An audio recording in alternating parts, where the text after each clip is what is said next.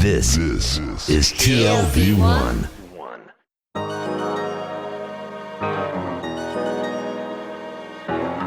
The Tel Aviv Review. Hello and welcome to the Tel Aviv Review, a program dedicated to the word, to the thought and to debate, brought to you by the Van Leeuw Jerusalem Institute, which promotes humanistic, democratic and liberal values in the social discourse in Israel. I am Gilad Halpern. And I'm Dahlia Shenlin. Every week we'll be talking about books and research and things that have caught our attention. Our guest today is the chair of the Department of Public Policy at Tel Aviv University and the founder of the Arava Institute for Environmental Studies.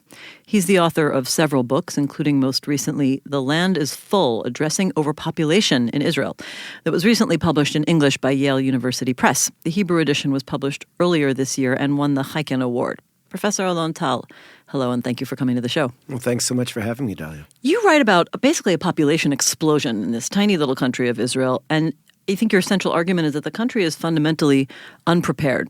There are other crowded countries in the world. We're not the only one. I mean, just think of places like China. Aren't we all kind of dealing with the same thing, or is there a uniquely Israeli aspect to this problem? Israel's demographic profile is absolutely idiosyncratic. There is no other developed country which has a birth rate or fertility levels even close to Israel. Just to give you a sense of it, the average fertility rate in the OECD is 1.7 children per family. In Israel, we're at 3.1. Now, when Israel was an empty country, public policies which encouraged high birth rates made a lot of sense. But now that we're 8.6 million people, depends how you calculate it, the most crowded Western country on the planet. But as we look to the projections to double, yes, this is indeed unique. Well, I think your thesis is particularly interesting, or your approach, because you really weave in a sort of social and political history of Israel rather than just some sort of natural demographic phenomenon that has given rise to this problem. Can you indicate some of that social and political history that led to policies that have led to this overpopulation situation? Well, you have to remember that when Israel was founded, there were only 600,000 Jews here, and there was a profound sense that if they didn't increase their population, Jewish sovereignty in the land of Israel would be up for grabs. And so the almost obsessive level of commitment to encouraging natality and birth rates is reflected in the 1949 decision of the cabinet in July. They had not even signed an armistice agreement yet with Syria, and yet the cabinet offered champion mothers of 10 children or more a prize. At the time, 100 lira. That's like $10,000 today if I did the calculations. Maybe because they hadn't yet signed the ceasefire, they were worried about everybody getting killed at war. Well, something like that. But basically, Ben-Gurion was a fanatic on this issue. If you met him and you were a woman, he'd say, how many children do you have? And you'd say 3. And he'd say, why not 4? If you said 5, he'd say, why not 6? Even though he himself only had 3. But he said any woman who doesn't have 4 kids is like somebody who deserts the army. The reason is that with all of his charisma and all the attempts to encourage the Jewish people to move to Israel, we weren't incredibly successful. And so-called internal aliyah, increasing the fertility levels, were considered to be a critical security policy for Israel and became almost axiomatic in the Zionist ideology. No, but it still is today. That's really the main point, isn't it? It's not just, and I mean, demography means something very specific for Israel to this day. The fact that there are about 50% of the people between the Jordan and the Mediterranean Sea are Jews, and part of the of our mission, of our national mission, is to keep a Jewish majority. Well, since the book came out, I have been going the lengths of the country, sort of emulating Al Gore's inconvenient truth approach, giving a PowerPoint presentation 2 or 3 times a week to anybody who'll listen to me, army groups, old age homes, universities, you name it. And I always get that objection or protestation. I mean, come on, we're fighting an existential battle for Jewish sovereignty. How do you get off as a Zionist, as an Israeli patriot, telling us to chill our birth rates? But the fact is that presumption is based on disinformation, because there was a time indeed when there may have been a demographic war between the Arab residents of Israel and our citizenry and the Jews, when in the 1965 count there was 8.5 children per family in the Arab sector. That was the highest that we knew in the world at that time. But since that time, an astonishing demographic transition has taken place. So we now know that Muslim Arabs, if we take the Bedouin population aside for a second, have fewer children than Jewish populations. Since 1995, there's been approximately 40,000 births a year amongst Israeli Arabs, while the Jews have gone from 95 to 100 to 150,000. In other words, if there was a demographic war, and let's say there may have been, it's over and it's been resolved, and now it's time to lock hands together and think together about how to live in the country.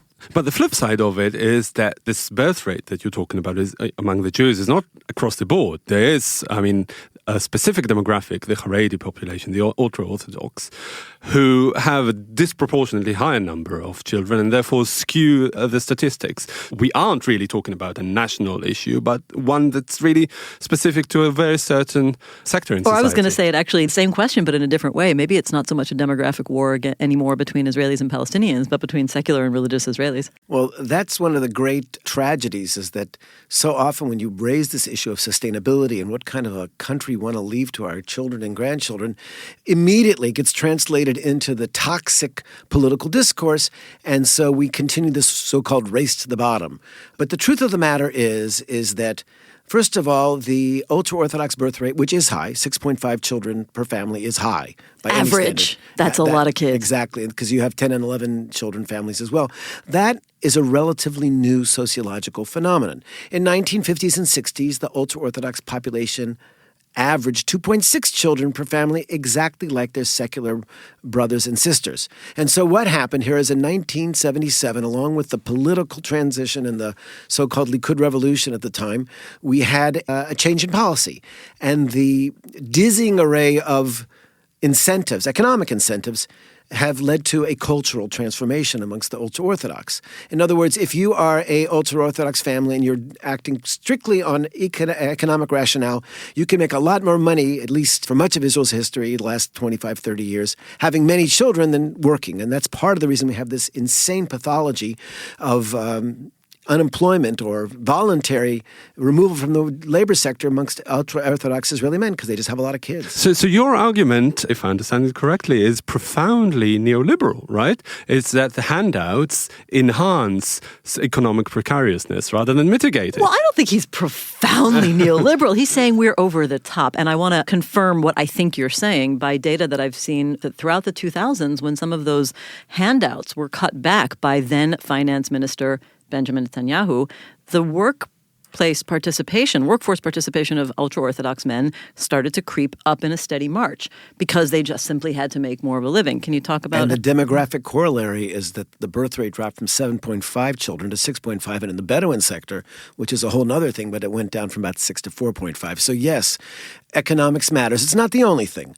But the truth of the matter is that we live in a society that it doesn't really matter if you're ultra-Orthodox or if you're secular. You're stuck in the same traffic jams. And we have to find better ways to engage all of us together as common stakeholders and think about this issue.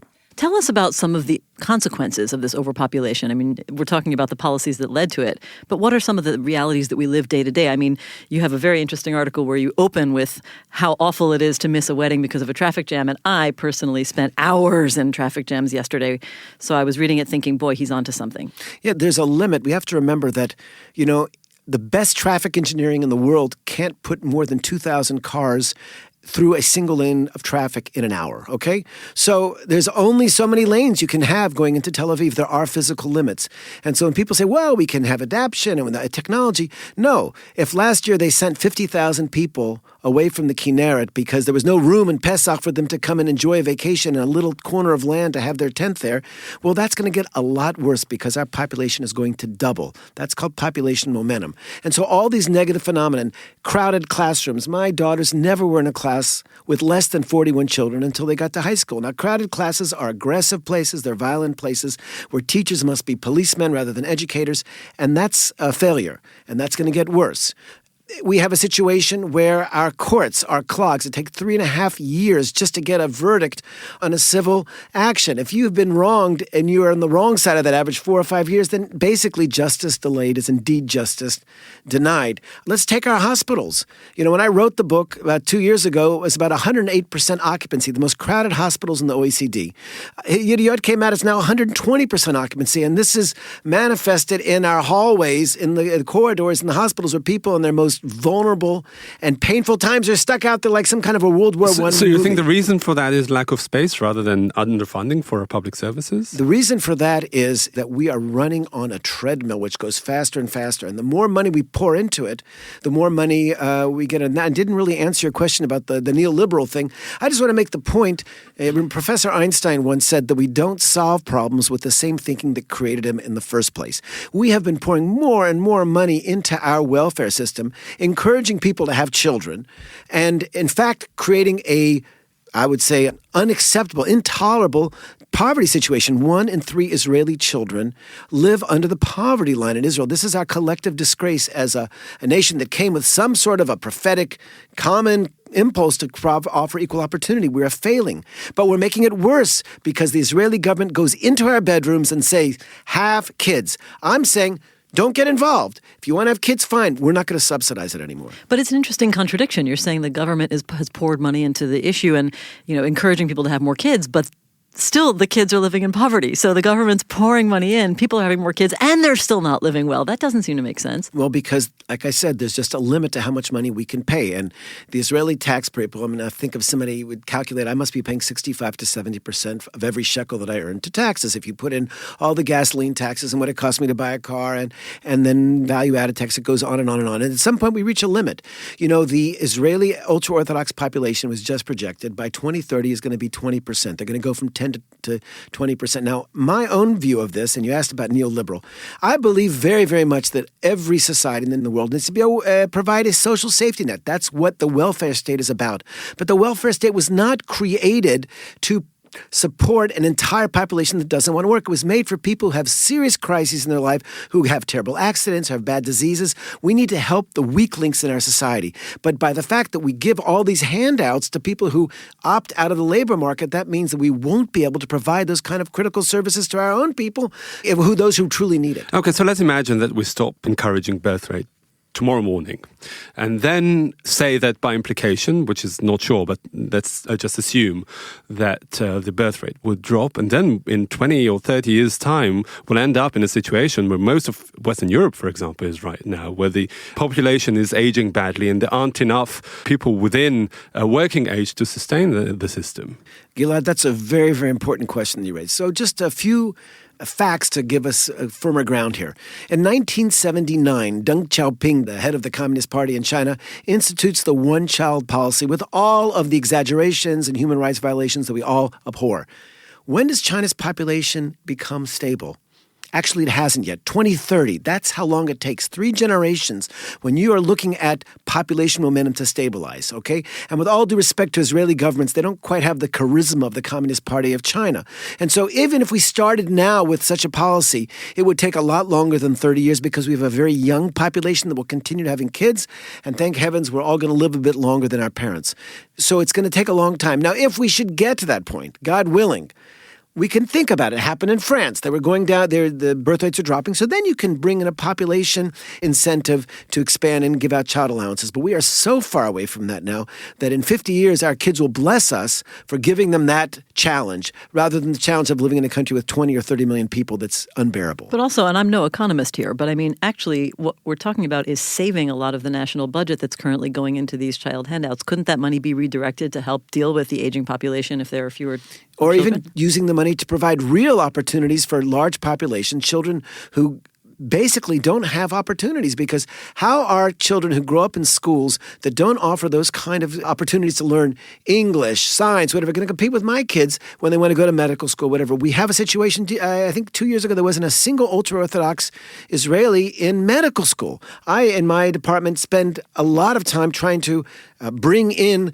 talented and qualified people from the ultra-Orthodox community, and I talk to them, and they are very frustrated because when we ask them, you're going to have to read some English if you want to get a master's in public policy, they all say, but I never studied English. And I think in this modern world, that's a terrible thing. But it is starting to happen, isn't it? The fact that you can actually talk to them and you have people like that in your department. You hear about more and more ultra-Orthodox people who are at least making an effort to integrate into the larger secular Israeli society. I think that what we're seeing is the start of a change. But let's remember that of the 3,000 new Haredi college students, 56% drop out.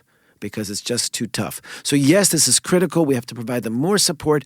We certainly have to hammer those Israeli ultra-Orthodox populations that really, I would say, harass those courageous young men who go to the army, the so-called Jerusalem sect of the ultra-Orthodox, who are just merciless in the way they persecute people who only want to do is defend their homeland. So I think but these are separate issues from demography. The basic issue is, in Israel, is that we have to make a decision. I believe already quantity of life is damaging quality of life. And it's because of our public policies. And we need to change the way we think. And I argue in the book that Zionism's great strength always was that it was nimble, that it was pragmatic, that it could look at a changing reality and adapt its own, I would say, principles and policies. And that's what we need to start doing now in Israel. But I want to ask you something that is a little bit of a subtle question. I mean, I was very convinced by your argument that really policy is at the core of this more than culture. And I thought about the gun debate in America, right? Americans say, oh, Israel has lots of guns, but nobody gets killed because they have this wonderful culture. And I say, no, it's the policy. We have strict gun control here. So I was convinced by your argument. But I have to consider the flip side. Down into the weeds, as an Israeli living here, every day people are child obsessed. What if the policies have become so embedded in the Israeli consciousness that even if you change them, I mean, you still hear people saying, oh, I just want to have another kid. And, even secular Israelis now are going up to 3 more than 2. I mean, what if that becomes harder to root out of the culture as a deep result of all this policy than we think? And for modern working people, another 300 shekels in child allowance doesn't really cut it, does it? Well, it's more than 300 shekels. Our child allowances are not as high as some countries. However, it's just one piece of the puzzle. They get, if you have a large family, you have the discounts or no city taxes. You've got special scholarships for your kids to go to school. You get a special, there's all kinds of IVF additional funding post age 40 when the chances are so low. I mean, that's a big deal here. We're world champions in that respect. But getting back to your question was, is this part of our culture? And of course, it's a deep part of our culture. When I got married, my wife and I were discussing how many kids. I said, I want 6 kids, 1 for each million. I think that is what she said. She said, we'll try them one at a time. We're very happy with 3. Thank you very much. But I think it is something that is in part of the Israeli culture. And when we think about why Israelis do so well on these so-called happiness tests of the OECD, it has something to do with the fact that our families live nearby us, and when they're not driving us nuts, we kind of actually enjoy spending time with them. However, culture and these kind of things in Israel, I think, is something which we have seen is absolutely given to change. I want to offer the example of Israel's attitude towards homosexuals. When I moved to Israel over 30 years ago, I served in the paratroopers.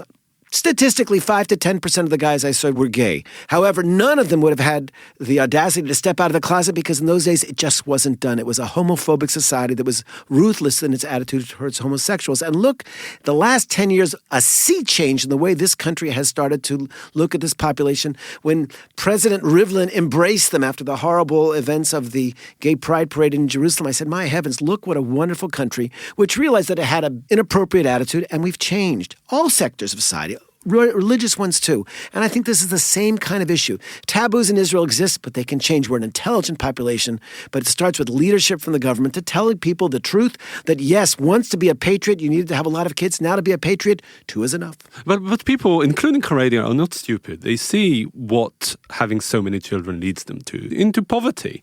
And don't you think that there are attitudes that are changing within them? I'm talking about the culture, regardless of the policy of the leaders. Aren't they making a more proactive effort to make their lives economically sustainable? Well, I did a fair amount of interviewing before I wrote the book in Beitar Elite, in Modini Elite, in Meir Sharim, so in ultra-Orthodox Haredi communities.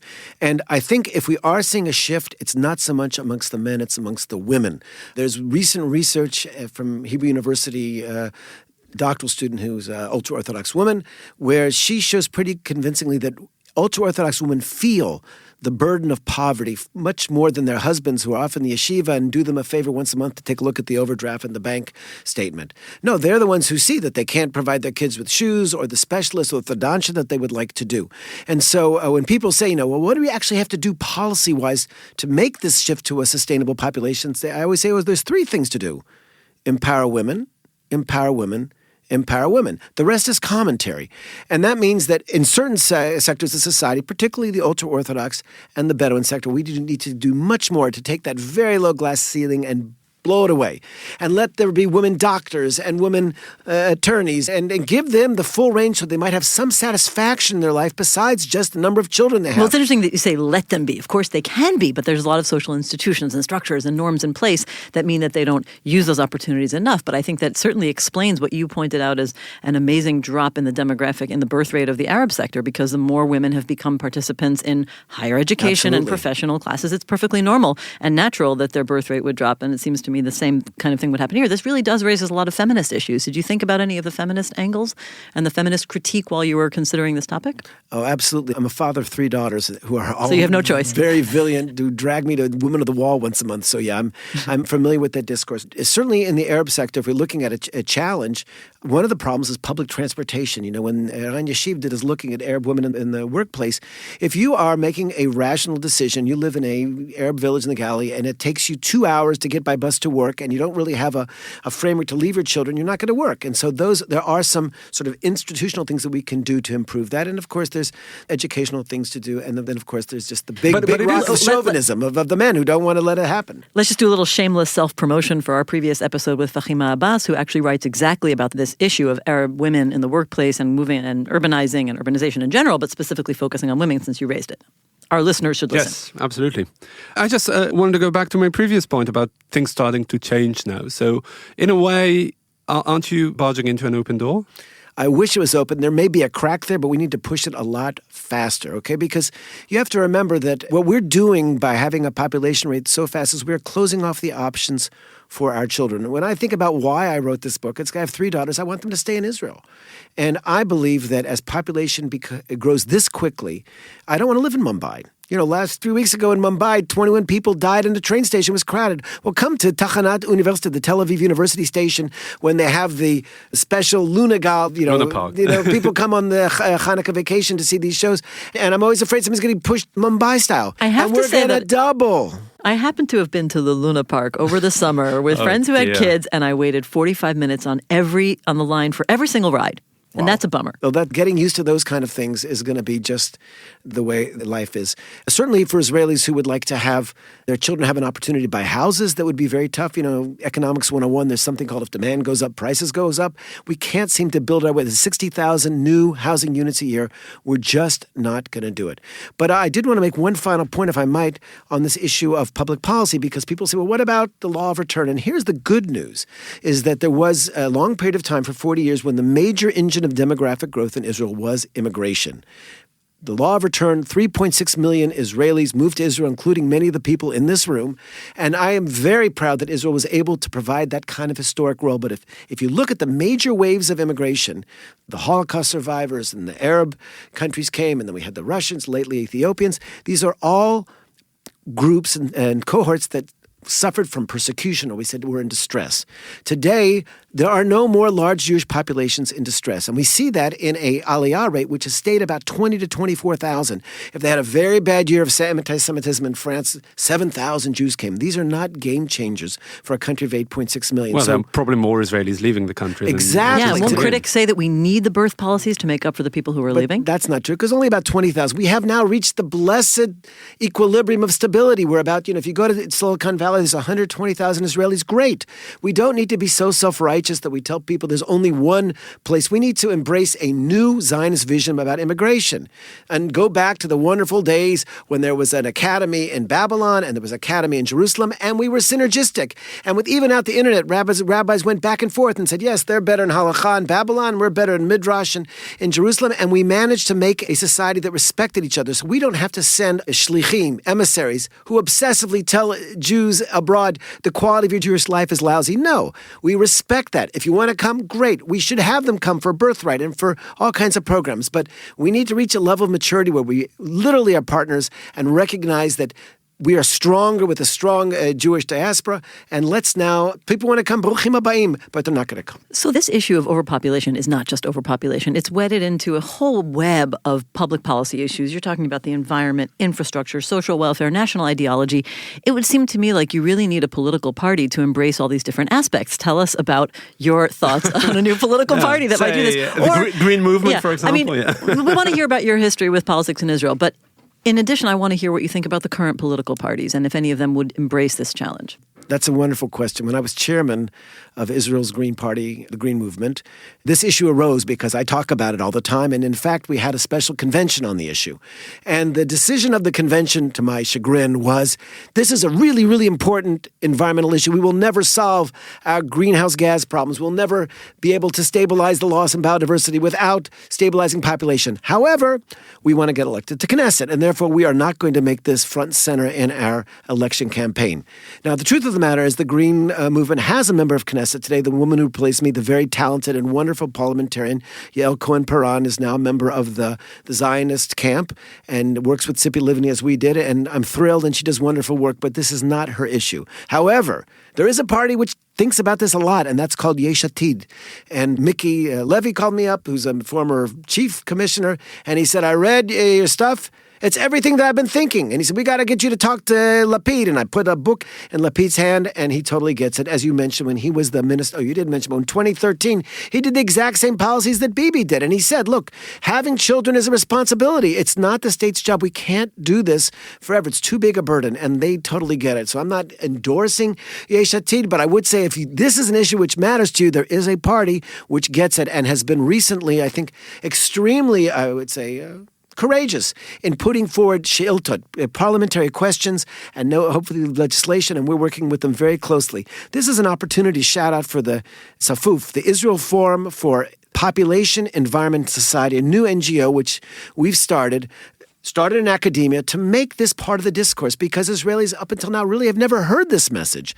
And the more we bring the message out, we're finding that Israelis, they get it because they are stuck in traffic, and they realize that in a closed system, the notion of infinite growth is an impossibility. So when do we stop? Let's start talking about that now. And now I'm putting on my pollster hat, because as a public opinion researcher, I ask this question all the time. What are your top national priorities? What are our most urgent problems? And whenever I try to slip environment there into the list, we have like 6 or 7 things on the list, invariably it comes out lowest. How is this going to change? Well, as somebody who ran as the head of a Green Party, I know that we get 1.1% of Israelis who think this is the most important thing. And the truth of the matter is that when you're sitting in a bomb shelter because Hamas is raining down on you all kinds of shells, it maybe not be the most important issue, air pollution in Tel Aviv. Certainly reaching a peaceful conciliation with our neighbors is very important to getting people to think in the long term. But this may not happen so quickly, and I think that we have to challenge Israelis and start getting them to think a little bit less myopically. And that's really the challenge, because my argument is this, is that, look, we need to start thinking about what is the optimal level of carrying capacity. People sometimes say, well, we could fit so many more people. Look, just the city of Tokyo is twice, 3 times Israel. But I say, no, the goal is not to have maximum carrying capacity. It's optimal. We don't want to be a factory farm. We stuff more and more Israelis in. We came to this land to create a state that would be a light to the nations. We can't deal with these social challenges unless we are stable, and we certainly won't be able to preserve the magnificent ecology of the Holy Land if we continue to grow this quickly. Is there any other country that you look up to as a model in this sense? Governments that have implemented social and environmental policies in an ideal manner? There are several countries that I'm blown away by, and they're not the ones you'd expect. For example, did you know that Iran went from 6.5 kids to 2.1 and now 1.9 children in the course of 20 years, the UN population program says model, without any of this one-child exaggerations, financial incentives. Singapore used to have 6.5 kids. We had $600 per year per capita. Now they have too few, 1.3, 1.4, but their economy is great guns. It's like the 3rd largest per capita economy in the world. And an ultra-disciplinarian society. Yeah, okay, so we don't want to be that. The main point we take from all these case studies is that incentives do matter, and that if you make a combination of hasbara, public pronouncements, along with a rational policy, and you tell people, we are going to subsidize things we believe in, which is stability, which is sustainability, the public will eventually respond. That's Alon Tal. He is the chair of the Department of Public Policy at Tel Aviv University and the founder of the Arava Institute for Environmental Studies, and he's been talking about his book, The Land is Full, Addressing Overpopulation in Israel. Alon Tal, thank you for being on the show. Thank you so much, and go out and buy the book. And also big thanks to Gizem Ozdemir, our sound engineer, to Itai Shelem, our our producer, and to the Van Leer Institute for their generous support. If you like this podcast and many more where it came from, just go to www.tlv1.fm/podcasts and take your pick. Also, check out our archive. There are more than 350 interviews to keep you busy, entertained, and perhaps worried. Like us on Facebook. Our page is called the Tel Aviv Review Ideas from Israel, and follow me and Dalia on Twitter. Join us again next week for another edition of the Tel Aviv Review, and until then, goodbye.